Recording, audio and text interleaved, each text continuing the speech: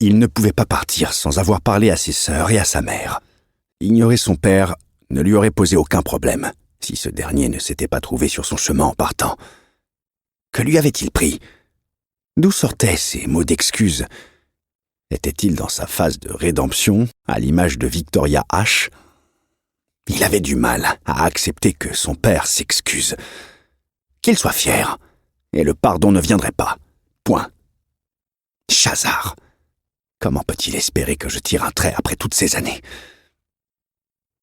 Tous ces mots qu'il avait rêvé d'entendre, voilà que son père les distribuait sur un plateau au pire moment possible. Non pas celui où Azir partait, mais celui où Azir avait cessé d'avoir des attentes. Il ne voulait plus rien de Marius. Pas de mots doux, pas de dîner, pas de moments complices. Tirer un trait sur ces moments fantasmés avait été une épreuve pour Azir. Il n'entendait pas revenir en arrière. Et puis, ce réveil soudain, pile au moment où son père découvrait qu'il avait développé son don, n'était-ce pas le signe que Marius ne changerait jamais? Savoir que je peux me transformer l'a poussé à s'excuser, voilà la seule raison. D'un seul coup, les attentes de Marius avaient été comblées. Les raisons pour lesquelles il était frustré toutes ces années s'étaient envolées. Son fils avait développé son don. Azir se retint de donner un coup de pied dans le siège de devant, tandis que la voiture filait à travers les rues de Londres pour rejoindre la résidence louée par sa famille. Comme si ça ne suffisait pas.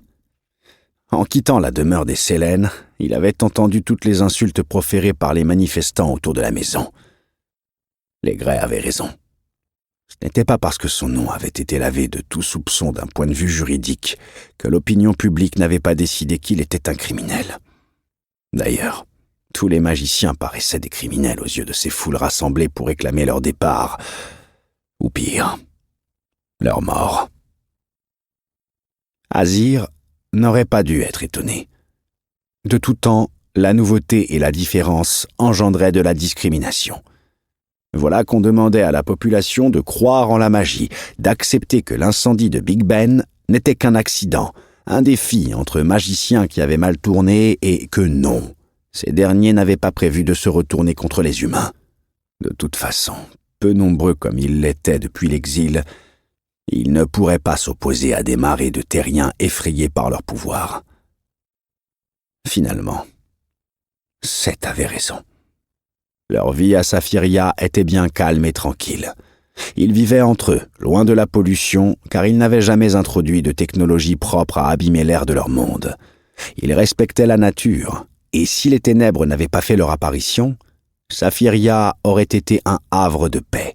Au moins, il n'y avait pas d'humains là-bas prompts à déclarer que les magiciens étaient une menace. Azir ricana, incapable de se retenir. Il représentait la menace. Les Londoniens avaient-ils déjà oublié la brume qui avait englouti l'Islande et s'apprêtait à déferler sur leurs côtes? Avaient-ils écouté la partie du discours du Premier ministre qui mentionnait leur participation à la lutte contre les ténèbres? Quelques détours plus tard, afin de semer d'éventuels poursuivants, la voiture se gara devant la maison des Shades. Azir ordonna au chauffeur de quitter le périmètre pour que le véhicule ne soit pas reconnu. Il garda le numéro du conducteur pour pouvoir le rappeler au moment de partir, et le remercia. À la vitesse à laquelle la Renault déguerpit dans les rues, Azir se demanda si celui qui était au volant n'était pas lui aussi un de ces fervents manifestants qui rêvaient de les voir dégager. Non, il n'aurait pas fait autant de détours pour lui assurer une arrivée discrète.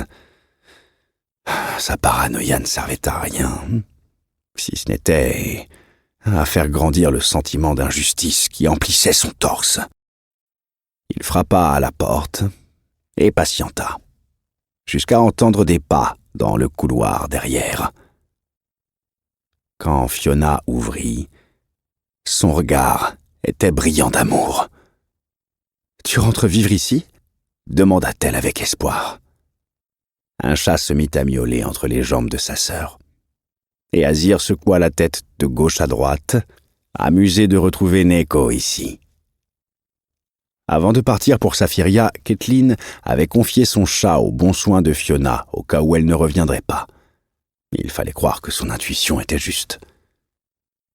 Une chape d'inquiétude. Pour continuer à écouter ce livre audio gratuitement, cliquez sur le lien dans la description et vous pourrez l'écouter en entier sans frais grâce à l'essai de 30 jours d'Audible.